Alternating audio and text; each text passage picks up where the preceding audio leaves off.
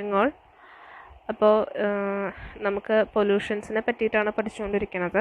Nuclear പൊല്യൂഷനാണ് ഇന്നത്തെ topic. നമ്മുടെ second മോഡ്യൂളിലെ ഏറ്റവും ലാസ്റ്റ് പൊല്യൂഷനാണ്. അപ്പം ന്യൂക്ലിയർ പൊല്യൂഷനെ പറ്റിയിട്ട് നോക്കുകയാണെങ്കിൽ, nuclear pollution is the physical pollution of air, water, soil by radioactive materials. അപ്പോൾ റേഡിയോ ആക്റ്റീവ് മെറ്റീരിയൽസ് മൂലം വായുവിന് അല്ലെങ്കിൽ വെള്ളത്തിന് അല്ലെങ്കിൽ മണ്ണിൽ ഉണ്ടാകുന്ന ഫിസിക്കലായിട്ടുള്ള ചേഞ്ചസിനെയാണ് നമ്മൾ ന്യൂക്ലിയർ പൊല്യൂഷൻ എന്ന് പറയുന്നത്. ഈ റേഡിയോ ആക്റ്റീവ് മെറ്റീരിയൽസ് എന്ന് പറയുന്നത് വളരെ ഡേഞ്ചറസ് ആയിട്ടുള്ള സാധനങ്ങളാണ്. By disintegration of atomic nuclei of elements like radium, uranium, thorium etcetera emit proton, electron and gamma raise.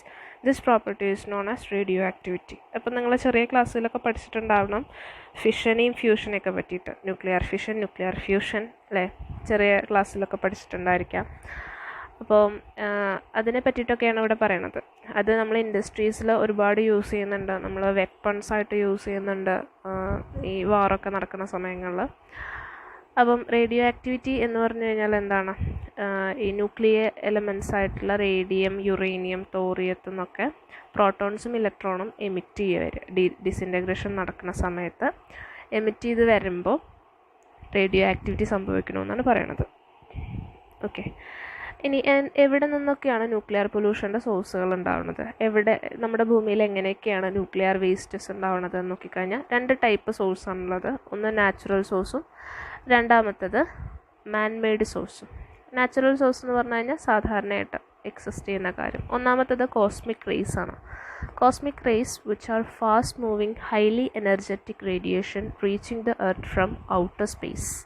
നമ്മുടെ ഭൂമിയുടെ പുറത്തു നിന്ന്, അതായത് നമ്മുടെ ഗാലക്സിയിൽ നിന്നൊക്കെ വന്നിട്ട് കോസ്മിക് റേസ് അതാണ് അതിന് പറയുന്നത്. അത് വളരെ എനർജറ്റിക് ആണ്, ഭയങ്കര സ്പീഡിൽ വന്നിട്ട് നമ്മുടെ ഭൂമിയുടെ പുറംതോടിൽ വന്നിട്ട് എർത്ത് ക്രസ്റ്റിൽ വന്ന് പതിക്കുമ്പോൾ പുറം ഭാഗം എന്താ ഉണ്ടാവും? ഔട്ടർ സ്പേസ് ഒരു ന്യൂക്ലിയർ പൊല്യൂഷൻ സംഭവിക്കണം.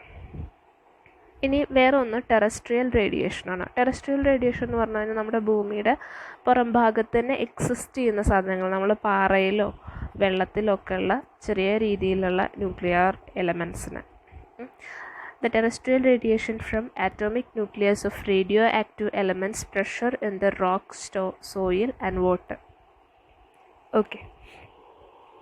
എന്നാൽ മാൻമെയ്ഡ് സോഴ്സ്, രണ്ടാമത്തെ മാൻമെയ്ഡ് സോഴ്സ് എന്താണെന്ന് നോക്കിക്കഴിഞ്ഞാൽ ടെസ്റ്റിംഗ് ഓഫ് ന്യൂക്ലിയർ വെപ്പൺസ്. നമ്മളൊരു സാധനം ഉണ്ടാക്കി കഴിഞ്ഞാൽ അത് നല്ല രീതിക്ക് വർക്ക് ചെയ്യുന്നുണ്ടോ എന്ന് നോക്കണമല്ലോ. അപ്പോൾ ന്യൂക്ലിയർ വെപ്പൺസൊക്കെ നമ്മുടെ വാറിൽ മോസ്റ്റ്ലി യൂസ് ചെയ്തുകൊണ്ടിരിക്കുന്ന ഒരു സാധനമാണ് ഇപ്പോൾ. അത്രയും വേഴ്സായിട്ടുള്ള റിസൾട്ടാണ് അതിന് ഉണ്ടാവുക. അപ്പം ഈ ന്യൂക്ലിയർ വെപ്പൺസ് യൂസ് ചെയ്യുന്ന സമയത്ത് അതിൻ്റെ ടെസ്റ്റിങ്ങിൻ്റെ പ്രോസസ്സിങ്ങിലൊക്കെ ഒരുപാട് ന്യൂക്ലിയർ പൊല്യൂഷൻ സംഭവിക്കുന്നുണ്ട്. രണ്ടാമത്തത് establishment of nuclear power plants. ഈ ഫിഷനും ഫ്യൂഷനൊക്കെ വെച്ചിട്ട് നമ്മുടെ ഇൻഡസ്ട്രീസിൽ ഒരുപാട് സാധനങ്ങൾ ഉണ്ടാക്കുന്നുണ്ട്. ഈവൻ നമ്മുടെ ഈ വെപ്പൺസ് ഉണ്ടാക്കാൻ തന്നെ പല പ്ലാന്റ്സൊക്കെ ഉണ്ട്. അപ്പം അങ്ങനെയുള്ള പവർ പ്ലാന്റ്സിൽ നിന്നും വേസ്റ്റേജ് ഉണ്ടാവുമ്പോൾ അതും ന്യൂക്ലിയർ പൊല്യൂഷന് കാരണമാകുന്നുണ്ട്. ഇനി mining and refining of plutonium and thorium. Plutonium, thorium ഒക്കെ കുഴിച്ചെടുക്കുന്ന സമയത്ത് അതിൻ്റെ റിഫൈനിങ്ങിൻ്റെ പ്രോസസ്സിങ്ങിലൊക്കെ ന്യൂക്ലിയർ വേസ്റ്റ് ഉണ്ടാവുന്നുണ്ട്. അതൊക്കെ ന്യൂക്ലിയർ പൊല്യൂഷന് കാരണമാകുന്നു. In atomic reactors, both fuel elements and coolants are sources of radiation pollution. അപ്പം ഇന്നലെ നമ്മൾ കൂളൻസിനെ പറ്റിയിട്ടൊക്കെ പറഞ്ഞിട്ടുണ്ടായിരുന്നു. അപ്പം ഇങ്ങനെ ആറ്റോമിക് റിയാക്ടേഴ്സിലൊക്കെ അവിടെയുള്ള ഇൻഡസ്ട്രീസിലൊക്കെ കൂളൻറ്റ് ചെയ്യുമ്പോഴും ഫ്യൂവൽസൊക്കെ യൂസ് ചെയ്ത് കഴിഞ്ഞിട്ട് വരുന്ന വേസ്റ്റുകളിലൊക്കെ ന്യൂക്ലിയർ പൊല്യൂഷന് കാരണമാവുന്നുണ്ട്. The disposal of radioactive waste from atomic reactors make nuclear. അപ്പം റേഡിയോ ആക്റ്റീവ് വേസ്റ്റ് ഡിസ്പോസ് ചെയ്യും, നല്ല രീതിയിൽ ഡിസ്പോസ് ചെയ്യാതിരിക്കുന്ന സമയത്തും ന്യൂക്ലിയർ പൊല്യൂഷൻ സംഭവിക്കുന്നുണ്ട്. അപ്പോൾ ഇതൊക്കെയാണ് സോഴ്സുകൾ. ഇനി എന്തൊക്കെയാണ് ഈ ന്യൂക്ലിയർ പൊല്യൂഷൻ്റെ എഫക്റ്റ്, എങ്ങനെയൊക്കെയാണ് നമ്മളെ അത് ബാധിക്കുന്നത്? ഒന്ന്, high dose radiation can cause instant death. മരണത്തിന് വരെ ഇത് കാരണമാവാം. Low dose radiation can impair the function of the body organism. അപ്പോൾ നല്ല ഡോസിലുള്ള റേഡിയേഷനാണ് നമ്മുടെ ശരീരത്തിൽ വരണമെങ്കിൽ മരണത്തിന്, നമ്മുടെ നല്ല ഏത് ജീവജാലത്തിൻ്റെ ദേഹത്ത് പോവുകയാണെങ്കിലും മരണത്തിന് വരെ കാരണമാവാം. ചെറിയ രീതിയിലുള്ള റേഡിയേഷനൊക്കെ ആണെങ്കിൽ നമ്മുടെ ബോഡി ഫങ്ഷൻസിനെയാണ് അത് എഫക്റ്റ് ചെയ്യുക. അപ്പോൾ ആദ്യത്തെ അണച്ചാൽ ഒറ്റയടിക്ക് തീർന്നു പോകും. രണ്ടാമത്തെ രീതിയിൽ ചെറിയ ഡോസ് അണച്ചാൽ ഇഞ്ചിഞ്ചായിട്ട് കൊല്ലും. അത്രേ വ്യത്യാസമുള്ളൂ. അപ്പോൾ പലരും വീട്ടിലൊക്കെ പറയണ കേൾക്കാം, ഫോണ് തലേന്നയുടെ അടിയിൽ വെച്ച് കിടക്കരുത് എന്നൊക്കെ. അപ്പോൾ ഇതൊക്കെ പറയാൻ കാരണം എന്താണ്? റേഡിയേഷൻ ഉണ്ടാവും. അപ്പോൾ ഈ റേഡിയേഷൻ നമ്മുടെ ഹെൽത്തിന് നന്നല്ല, അതുകൊണ്ടാണ് പറയണത്. ഇനി രണ്ടാമത്തെ, when nuclear radiation pass through genetic cells they effect the chromosomes. Chromosomes ഒക്കെ നമ്മുടെ ബോഡിയിലെ ഏറ്റവും ബേസിക് ആയിട്ടുള്ള സാധനങ്ങളാണ്. അപ്പോൾ അതിനെയൊക്കെ എഫക്റ്റ് ചെയ്ത് കഴിഞ്ഞാൽ നമ്മളുടെ ബ്രെയിനിനെ ആണെങ്കിലും നമ്മുടെ ബോഡി സിസ്റ്റത്തിനെ ആണെങ്കിലും ഈവൻ നമ്മുടെ നെക്സ്റ്റ് ജനറേഷനെ ആണെങ്കിൽ പോലും അത് എഫക്റ്റ് ചെയ്യും. ഇപ്പോൾ റേഡിയേഷന് അങ്ങനെ ഒരു എഫക്റ്റ് ഉണ്ട്, ബാഡ് എഫക്റ്റ് ആണത്. ഇനി when the genetic cells are affected the genes are also affected, that is mutation occurs. അപ്പോൾ ജീൻസ് പറഞ്ഞു കേട്ടിട്ടില്ലേ, പാരമ്പര്യമായിട്ട് നമുക്ക് പല കഴിവുകളും കിട്ടുന്നുണ്ടായിരിക്കും. അതൊക്കെ എന്താ? ജനറ്റിക്കലായിട്ട് കിട്ടുന്നതാണ്, ജീനുകൾ വഴി ലഭിക്കുന്നതാണ്. അപ്പോൾ ഈ ജീൻ എന്ന് പറയുന്നതിൽ നിന്നാണല്ലോ നമ്മളെല്ലാവരും ഉണ്ടായി എന്നൊക്കെ പറയണത്. അപ്പോൾ ഇതിനെ വരെ റേഡിയേഷൻ എഫക്റ്റ് ചെയ്യുമെന്ന് പറഞ്ഞു കഴിഞ്ഞാൽ എത്രത്തോളം വേഴ്സായിട്ടുള്ളൊരു സാധനമായിരിക്കും ഈ ന്യൂക്ലിയർ പൊല്യൂഷൻ. ഇനി tumours, cancers and developmental changes are other effects of nuclear pollution. Tumours, cancer നമുക്കറിയാം, എത്രയോ ക്യാൻസർ സെൻറ്റേഴ്സ് ഇപ്പോൾ പൊങ്ങിക്കൊണ്ടിരിക്കുന്നുണ്ട്. എന്താ? ഒരു ന്യൂക്ലിയർ പൊല്യൂഷൻ കാരണം തന്നെയാണ്. അപ്പം ഇതൊക്കെയാണ് ന്യൂക്ലിയർ പൊല്യൂഷൻ്റെ എഫക്റ്റ്. ഇനി നമുക്ക് എങ്ങനെയൊക്കെ അതിനെ കൺട്രോൾ ചെയ്യാൻ സാധിക്കും? ഒന്നാമത്തെ പോയിൻ്റ്, റേഡിയേഷൻ എക്സ്പോഷർ പ്രൊട്ടക്ഷൻ. അപ്പം ഈ റേഡിയേഷൻ്റെ സംഭവങ്ങളൊക്കെ എക്സ്പ്ലോഷറിനും സാധ്യത, പൊട്ടിത്തെറിക്കുള്ള സാധ്യത ഉണ്ടായിരുന്നു. നമ്മൾ ഫിഷൻ്റെയും ഫ്യൂഷൻ്റെയും കാര്യം തന്നെ അറിയാമല്ലോ. പ്രോട്ടോൺസ് തമ്മിൽ കൂട്ടിമുട്ടിക്കുക, ഇലക്ട്രോണും പ്രോട്ടോണും തമ്മിൽ കൂട്ടിമുട്ടിച്ച് പൊട്ടിത്തെറിപ്പിക്കുക, ഇതാണല്ലോ ഫിഷനും ഫ്യൂഷനൊക്കെ ചെയ്യുന്നത്. അപ്പം ഇങ്ങനെ എക്സ്പോഷറിൻ്റെ കാര്യം നോക്കാം. അപ്പോൾ 3 പ്രിൻസിപ്പിളാണ് റേഡിയേഷൻ പ്രൊട്ടക്ഷനിൽ നമ്മൾ മെയിനായിട്ട്, എക്സ്പോഷറിൽ പ്രൊട്ടക്ഷനിൽ മെയിനായിട്ട് നോക്കുന്നത്. ഒന്ന്, ഡിസ്റ്റൻസ് കീപ്പ് ചെയ്യുക. The exposure increase the square of distance from source. ഇത് എടുത്തു വെച്ചിട്ടുള്ള സ്ഥലത്ത് നിന്നിട്ട് നല്ലപോലെ ഡിസ്റ്റൻസിൽ മാറി നിൽക്കുക. Time to exposure should be keep. അപ്പോൾ ടൈം, പൊട്ടിത്തെറിയുടെ സമയം, എക്സ്പോഷർ, പൊട്ടിത്തെറിക്കാൻ സാധ്യതയുള്ള സാധനത്തിനെയാണല്ലോ നമ്മൾ ഈ എക്സ്പോഷർ എന്ന് പറയുക. അപ്പോൾ അതിൻ്റെ ഏകദേശം എന്ന് വെച്ചാൽ നമ്മൾ വാലിഡിറ്റിയൊക്കെ നോക്കി, എക്സ്പയറി ഡേറ്റ് ഒക്കെ നോക്കിയിട്ട് കൊണ്ട് നടക്കുക. ഷീൽഡ് ചെയ്ത് വയ്ക്കുക, കവർ ചെയ്തിട്ട് വയ്ക്കുക. രണ്ടാമത്തത്, റേഡിയേഷൻ കണ്ടാമിനേഷൻ പ്രൊട്ടക്ഷൻ. അപ്പം റേഡിയേഷൻ കണ്ടാമിനേറ്റഡ് ആവാതിരിക്കുക എന്ന് വെച്ചാൽ അത് എപ്പോഴും നല്ല രീതിയിൽ തന്നെ വൃത്തിയായിട്ട് തന്നെ കൊണ്ട് നടക്കുക. അതിന് വേണ്ടിയിട്ട് എന്തൊക്കെയാണ് ചെയ്യേണ്ടത്? Radiation particles are particularly hazardous if inhaled. This can be minimized by using laboratory hoods, air filters, wearing protective clothing, prohibiting smoking and eating where radioactive materials is used. അപ്പോൾ റേഡിയോ ആക്റ്റീവ് മെറ്റീരിയൽസ് ഒക്കെ use ചെയ്തുകൊണ്ടിരിക്കുന്ന ഒരു industry ആവട്ടെ, അല്ലെങ്കിൽ ഏത് സ്ഥലത്താണോ അത് ഉപയോഗിക്കേണ്ടി വരുന്നത്, ആ സ്ഥലങ്ങളിൽ കുറച്ച് കാര്യങ്ങൾ ശ്രദ്ധിക്കുകയാണെങ്കിൽ ഇത് കാരണം ഉണ്ടാകുന്ന പൊല്യൂഷൻ നമുക്ക് കൺട്രോൾ ചെയ്യാൻ സാധിക്കും. എന്തൊക്കെയാണ് ശ്രദ്ധിക്കേണ്ടത്? അതിനനുസരിച്ചിട്ടുള്ള ഡ്രസ്സിങ് അവരെ കൊടുക്കുക. അവിടെ എംപ്ലോയീസിനൊക്കെ, ഇപ്പോൾ നമ്മൾ കൊറോണയ്ക്ക് വേണ്ടിയിട്ട് PPI കിറ്റ് ധരിക്കുന്നുണ്ട് ആരോഗ്യ പ്രവർത്തകർ, അല്ലേ? അതിനെന്താ? കൊറോണ വൈറസ് നമ്മളെ അറ്റാക്ക് ചെയ്യാതിരിക്കാൻ, നമ്മളെ ഒരു സേഫായിട്ടിരിക്കുക. അതേമാതിരി തന്നെ റേഡിയോ ആക്റ്റീവ് മെറ്റീരിയൽസ് ഉള്ള സ്ഥലങ്ങളിൽ പോകുമ്പോൾ അതിനെ എതിർക്കാൻ പാകത്തിലുള്ള വസ്ത്രങ്ങൾ ധരിക്കുക, പ്രൊട്ടക്റ്റീവ് ആയിട്ടുള്ള ക്ലോത്തുകൾ ധരിക്കുക, മാസ്ക് യൂസ് ചെയ്യുക, എയർ ഫിൽട്ടർ ചെയ്തുകൊണ്ടിരിക്കുക.